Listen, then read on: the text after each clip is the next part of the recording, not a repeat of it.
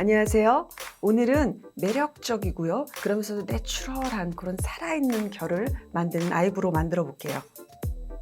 흔히들 많이 쓰는요, 요 아이브로우 펜슬하고요.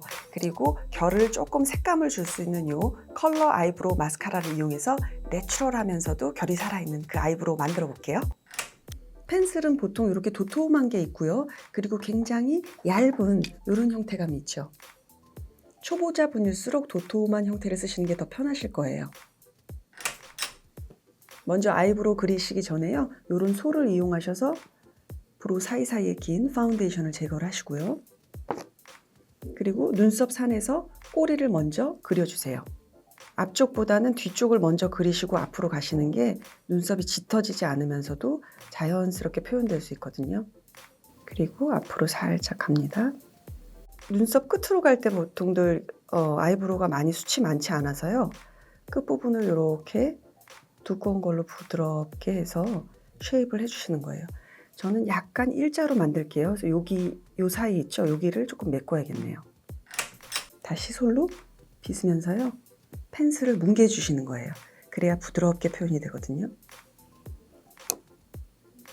아이브로우를 하나하나 이렇게 세워보세요. 그러면은 그 아이브로우 털 사이사이에 펜슬이 뭉친 부분이라든가 아니면은 채워지지 않은 부분들이 있어요. 그 부분들을 고르게 만들어 주시는 거거든요. 그래서 펜슬을 다시 가지고요, 이렇게 하신 상태에서 여기가 좀 비어 있네요. 여기를 조금만 힘을 빼시고 부드럽게 안을 채워주세요. 또는 뭐 이쪽에도 지금 약간 비어 있거든요. 여기도 조금 채워볼게요. 이제요, 아이브로우가 거의 80% 지금 완성이 된 상태예요. 자, 이 상태에서 조금 난 더 완성도 있게 그리고 싶어, 좀 더 디테일하게 아이브로우를 표현하고 싶어 하시는 분들은 이런 아주 얇은 마이크로 형태의 이런 펜슬을 이용하시면 좋은데요. 이런 거는 잘 하시는 분들은 그냥 처음부터 이걸 쓰셔도 좋고, 이런 거 정도는 끝에 항상 왜 오후 되면 다 지워지잖아요. 끝부분을 한번 이렇게 해서 모아주시면서 조금 더 확실하게 해주신다거나, 눈썹 산, 여기를 조금 더 나는 올리고 싶어, 이런 디테일한 부분 있죠. 이런 부분을 이용하시면 굉장히 좋아요.